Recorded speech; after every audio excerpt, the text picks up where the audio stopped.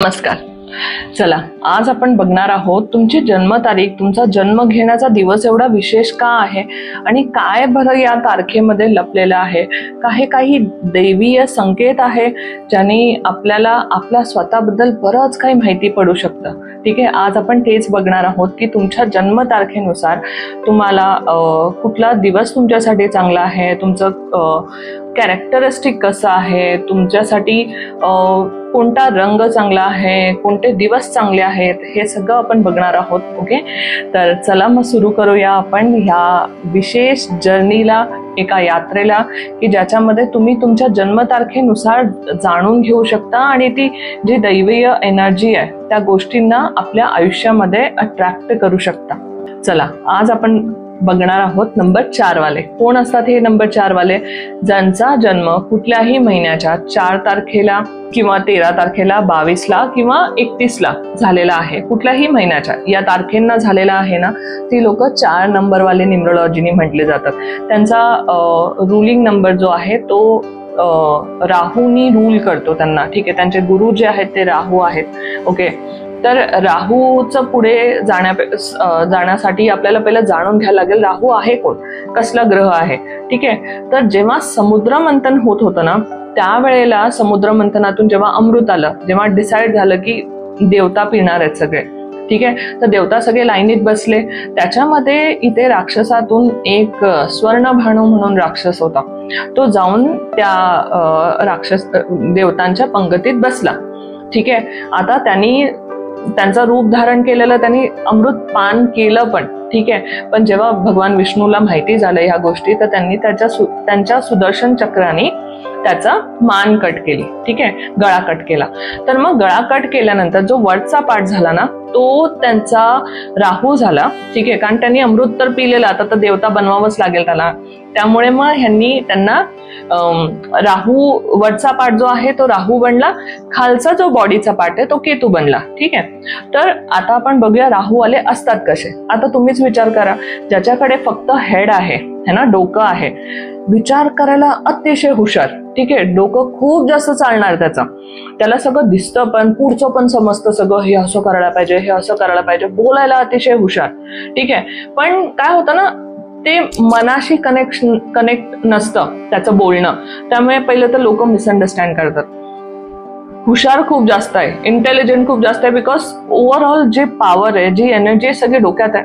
बरोबर, त्यामुळे आयडियाज एकदम ना आउट ऑफ बॉक्स असतात, पण ते एक्झिक्यूट करण्यासाठी तर हातपाय, बॉडी तर नाही आहे ना त्याच्याकडे. सो अशा लोकांना आम्ही नेहमी म्हणत असतो, अशा लोकांना ओव्हर थिंकिंग खूप जास्त होतं. ठीक आहे, आयडियाज असतात त्यांच्या डोक्यामध्ये, पण ना ते एक्झिक्युशन होत नाही. आणि ह्यांचं कसं असतं, डोकं असल्यामुळे थोडंसं इगो पण असतं. मी माझं करणार, मला सगळं माहिती आहे, मी बघणार माझं, अशा टाईपचे थोडेसे असतात.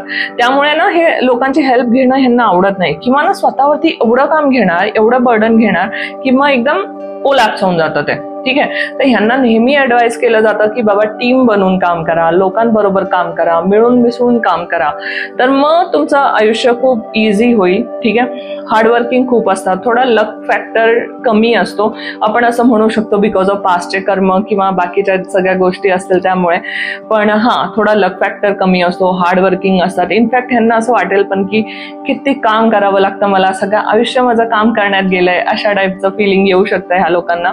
ठीक आहे, पण यांना नक्की स्वतःच्या हेल्थकडे लक्ष द्यायला पाहिजे, मेंटल इमोशनल कंडिशनकडे लक्ष द्यायला पाहिजे, योगा मेडिटेशन करायला पाहिजे. ओव्हर थिंकिंग भयंकर असते, 1 सेकंदासाठी पण डोकं शांत होत नाही, बिकॉज त्यांच्याकडे तर तेच आहे ना, चालवायला. असं हातपाय नाही आहेत त्यांच्याकडे, ओके, चालवायला. तर ह्या लोकांना आम्ही नेहमी म्हणतो की है ना, तुम्ही फिजिकल एक्सरसाइज खूप जास्त करा, फिजिकली खूप जास्त ऍक्टिव्ह राहा, जेणेकरून डोकं तुमचं शांत होईल आणि है ना, मग झोपताल तुम्ही शांत. ह्या लोकांना झोप कमी येण्याचा पण त्रास असतो. ठीक आहे, सेन्सिटिव्ह खूप जास्त असतात, ऑफकोर्स इमोशनल असतात, पण ना लोक ह्यांना नेहमी मिसअंडरस्टँड करतात.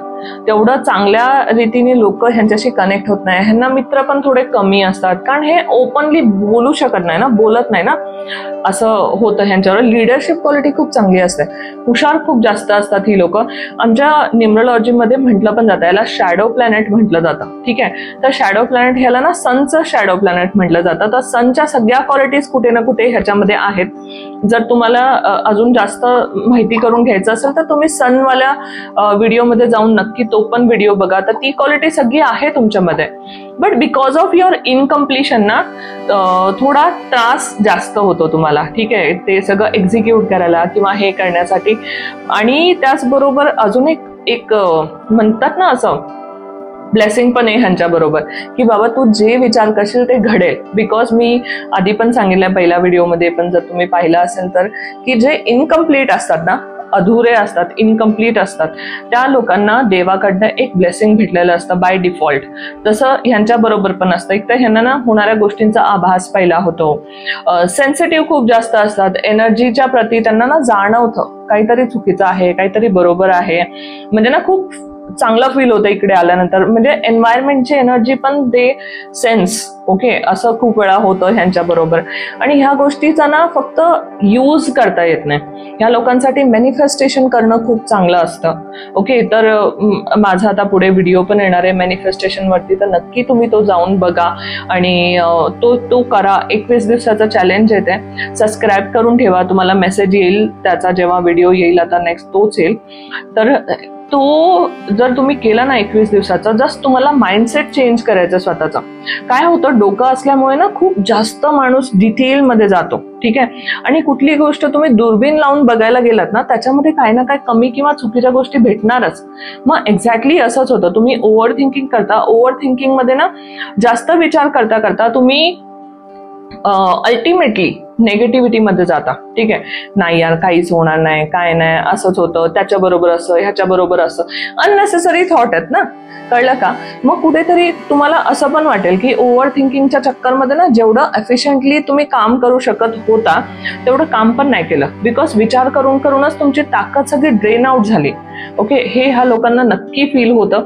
तर मग ह्या लोकांना मेडिटेशन करायला पाहिजे, योगा करायला पाहिजे, स्वतःवरती लक्ष द्यायला पाहिजे, फिजिकल हेल्थवरती लक्ष द्यायला पाहिजे, शांत राहायला पाहिजे. ह्या लोकांना ना प्रॉब्लेम न विचार करताना they have to think about solution. ठीक आहे, ओके ठीक आहे, हा प्रॉब्लेम आला तर मग आता सोल्युशन काय, हे जर ह्यांनी करायला शिकलं ना आयुष्यामध्ये कुठलीही गोष्ट ह्यांना अशक्य नाहीये. हे लोक काहीही अचीव्ह करू शकतात. बिकॉज इतकी मोठी ब्लेसिंग आहे, तुम्ही जे विचार करणार ते घडणार. ठीक आहे, जर तुम्ही विचार करताय की यार मला समजत नाहीये, करायला पाहिजे नाही करायला पाहिजे, म्हणजे तुम्ही हाफ हार्टेडली ते काम करताय, तर मग तो तेवढा सक्सेस नाही देणार तुम्हाला. कळलं?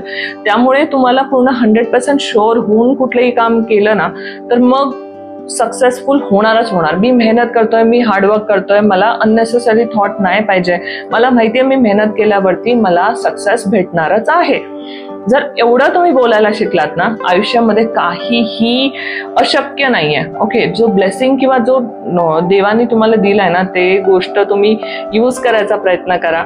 आणि ह्या जर्नीमध्ये तुम्हाला मार्ग दाखवण्यासाठी कुठेतरी राहूचा मंत्र खूप चांगला राहील तुमच्यासाठी. जर ओव्हर थिंकिंग तुम्हाला होतंय तर ओम राहवे नमः किंवा मग सूर्याचा मंत्राचा जाप पण तुम्ही करू शकता. ओम सूर्याय नमः. तुम्हाला आळस येत असेल, सकाळी लवकर उठू वाटत नसेल किंवा बाकीच्या गोष्टी असतील तर तुम्ही नक्की सूर्याला पाणी द्या. आयुष्यामधले बरेच प्रॉब्लेम तुमच्या रिझॉल्व्ह होऊन जातील. यांच्यासाठी काल भैरवाची पूजा करणं खूप चांगलं आहे किंवा हनुमानजीची पूजा करणं खूप चांगलं आहे. एक तर हे डेडिकेशन देतात है ना, आणि एक तुमच्यामध्ये ना एक शांतता आणतात. ठीक आहे, उग्रता बरोबर शांतता. ठीक आहे, हे दोघं देवता हे करतात. तर तुम्हाला नक्की ह्या देवतांची पूजा करायला पाहिजे. हे तुम्हाला पुढचे मार्ग दाखवतील. तुमचं इंट्युशन खूप स्ट्रॉंग आहे. आपल्या आतला आवाज ऐकायचा प्रयत्न करा. ओके, तर 100% तुम्हाला सक्सेस भेटेल आणि तुम्ही जे विचार करताय ते अचीव्ह करू शकता. ओके. आणि ह्यांचा करिअरचा जर विचार केला ना तर करिअरमध्ये ही लोक टीचिंग फील्डमध्ये खूप चांगलं करू शकतात, कारण है ना ह्यांना सांगायला समजवायला आवडतं, नॉलेजेबल खूप असतात ना, त्यांना शेअर करायचं असतं. IT सेक्टर वगैरे ह्यांच्यासाठी खूप चांगलं आहे. आणि एनिथिंग ना टेक्नॉलॉजीशी रिलेटेड गोष्टी खूप चांगल्या करू शकतात ही लोक. ओके. बिकॉज राहू इंडिकेट त्या गोष्टी ना, technology and wifi, wireless thing है ना, ह्या सगळ्या गोष्टी ज्या आहेत ना त्याच्यामध्ये ही लोक खूप चांगलं करू शकतात. Any research kind of thing, because यांना रिसर्च ओरिएंटेड असतात, खूप डीप मध्ये जाऊन त्या गोष्टी माहिती करायच्या असतात ह्या लोकांना. तर ह्या सगळे बरेच फील्ड आहेत म्हणजे ह्याच्याशी रिलेटेड, ज्याच्यामध्ये तुम्हाला डोक्याला जे ओव्हर थिंकिंग आहे त्याला खत पाणी भेटेल ना, अशा टाईपचं काम करा, म्हणजे मग सक्सेसफुल होताल तुम्ही. ओके. बोरिंग वाला काम नाही करू शकत तुम्ही.